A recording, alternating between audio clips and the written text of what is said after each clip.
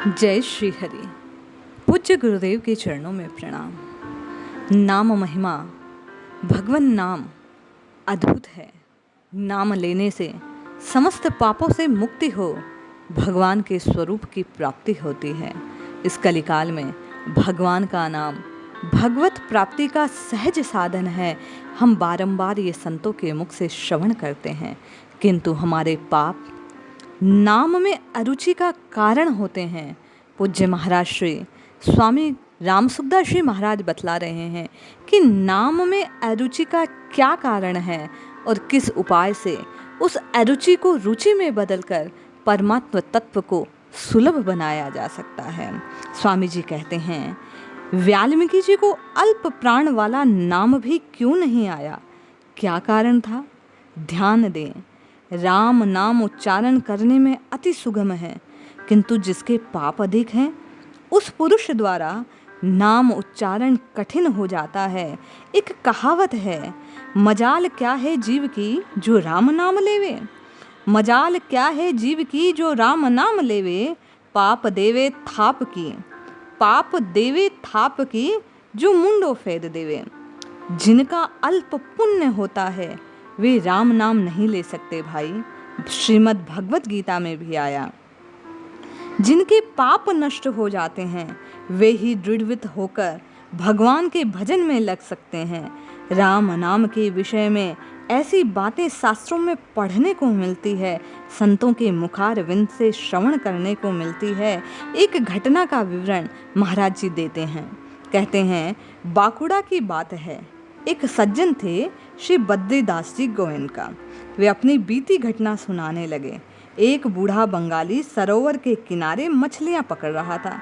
श्री जयदयाल जी गोयनका, पूज्य सेठ जी और श्री बद्रीदास जी ने उन्हें देखा। ये बूढ़ा हो गया, बेचारा भजन में लग जाए तो इसका उद्धार हो जाए, ऐसा उनके भीतर विचार उठा।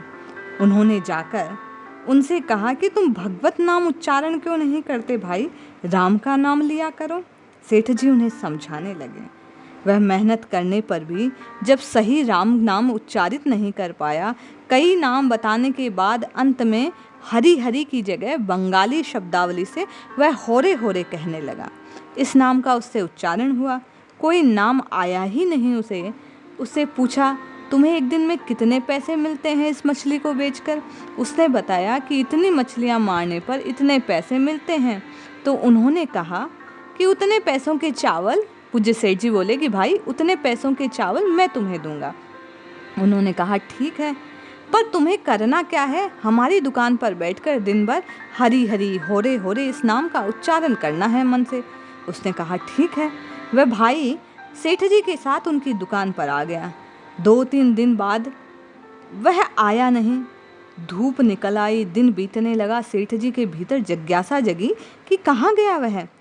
फिर वे दोनों, बद्रीनाथ जी और सेठ गोयनका जी, वहीं सरोवर के किनारे गए और उन्होंने देखा कि मज धूप में दोपहरी में वह व्यक्ति मछलियां पकड़ रहा है। उन्होंने कहा, तुम दुकान पर क्यों नहीं आए? वहाँ छाया में बैठने में तुम्हें क्या तकलीफ थी? तुम यहाँ जितना मिलता है उतना अन्न तुम्हें बैठे बैठे हरि कीर्तन करने पर मिल रहा था ना। उसने कहा, मेरे से यह नहीं होगा। वह दुकान पर नहीं बैठ सका। ऐसी बीती हुई घटना पूज्य सेठ जी ने बतलाई। हमारे विश्वास का ये परिणाम है। पापी का शुभ कामों में मन नहीं लगता भाई, उसे वह कष्ट साध्य लगता है। इसीलिए तुलसीदास जी महाराज ने कहा, तुलसी पूरब पापते हरि चर्चा सुहात, जैसे ज्वार के जोर से भूख विदा होए जात। जब ज्वर का जोर होता है तो अन्न अच्छा नहीं लगता, उसको अन्न में भी गंध आती है।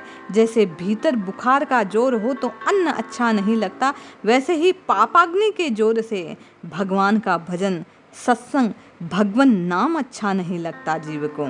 इसलिए सज्जनों, इस बात पर विचार करो, ध्यान दो। जो भाई सत्संग में रुचि रखते हैं, सत्संग में जाते हैं, नाम लेते हैं, जप करते हैं, उन पुरुषों को मामूली नहीं समझना चाहिए। वे साधारण पुरुष नहीं हैं, वे भगवान का भजन करते हैं, वे शुद्ध हैं, भगवान के कृपा पात्र है। कहा गया है जो भगवान का नाम जपता है वास्तव में भगवान स्वतः उसे याद करते हैं। जब ईश्वर की कृपा होती है, भगवान हमें अतिरेक से पुकारें तभी हम भगवान को पुकार पाते हैं। परंतु जो भगवान की तरफ चलते हैं उनको अपनी बहादुरी नहीं माननी चाहिए। हम बड़े हैं, हमें तो भगवान की कृपा माननी चाहिए जिससे हमें सत्संग, भजन, ध्यान का मौका मिला। हमें ऐसा समझना चाहिए कि ऐसे कलयुग के समय में हमें भगवान की बात सुनने को मिल रही है। प्रभु की कितनी कृपा है। हम भगवान का नाम लेते हैं, हम पर भगवान ने बड़ी करुणा की। जैसे नदी का प्रवाह समुद्र की तरफ जाता है, ऐसे ही इस समय संसार का प्रवाह नरकों की तरफ पाप के जोर से दौड़ा चला जा रहा है। पढ़ाई में, रस्म रिवाज में, कानून कायदे में, व्यापार में, कार्यों में, जहाँ कहीं देखो पाप का जोर बड़ा है। गोस्वामी जी ने कहा, कलि केवल मल मूल मलिना, पाप पयो निधि जन मन मीना। कलयुग में ऐसा जोरों से पाप छा जाएगा कि मनुष्यों का मन जल में मछली की तरह पापों में रम जाएगा।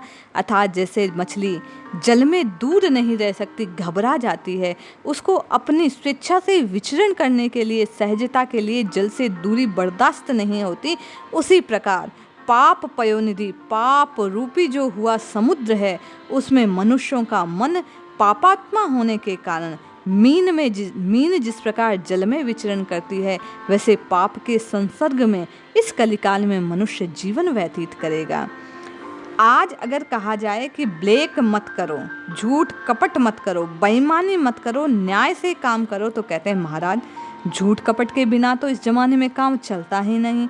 ईमानदारी से अगर काम करें तो बड़ी मुश्किल है, हमारे से ये ना होगा। पाप से दूर करने की बात सुनते ही मनुष्य कांपने लगता है और पापों में उसे आनंद मिलना है, जबकि वह आनंद उसके लिए अनुचित है, वह उसकी दुर्गति का कारण बनता है, लेकिन फिर भी कलिकाल के प्रभाव से वह उसमें बढ़ा रहता है। फिर जो निर्वाह होगा नहीं तो झूठ कपट से ही काम चलता है उसका, ऐसा उसने मान लिया, और जो हम धारणा कर लें वैसा ही होने लगता है। इन बातों से ऐसा नहीं मानना चाहिए कि दुराचारी, पापी, अन्यायी मनुष्य भजन नहीं में कर सकता। गीता में कहते हैं कि सांगोपांग दुराचारी भी यदि पक्का विचार करके भजन में लग जाए तो उसे मामूली आदमी नहीं समझना। भगवान कहते हैं उसे साधु ही मानना चाहिए, क्योंकि जिसने पक्का निश्चय कर लिया मुझसे मिलने का, वह तो मेरा भक्त ही है। गीता में भगवान 4 प्रकार के भक्त कहते हैं। आर्त अर्थार्थी भक्त का नाम लेते हैं, जिज्ञासु भी उनका भक्त है। परंतु भगवान कहते हैं कि ज्ञानी तो मुझे सर्वाधिक प्रिय है, वह मेरी आत्मा के समान है। इसलिए भाई, पाप के जोर से भजन नहीं होता, ये सत्य है, किंतु निश्चय कर, भगवान की करुणा पर विश्वास रखकर भगवान से बारंबार विनय करें, भगवान से मांगे कि हे नाथ अपनी भक्ति का दान मुझे दो, ये नामामृत का पान मुझे करा दो, जिससे पापों की अग्नि शांत हो जाएगी और निरंतर रटते रटते भगवान का नाम अपना फल दिखाएगा और नाम में रुचि स्वतः ही पैदा हो जाएगी। और जिस दिन नाम में रुचि पैदा हो गई, जिस दिन भगवान नाम प्यारा लगने लग गया, उस दिन भगवान की करुणा स्वतः तुम पर होगी, भगवान दौड़े चले आएंगे। माँ मीरा कहती है कि भगवान को पाने के लिए चित्त को निर्मल बनाना चाहिए, भगवान दूर नहीं है। जैसे ही चित्त का मेल धुला कि भगवान हमें प्राप्त हो गए। जय श्री हरि।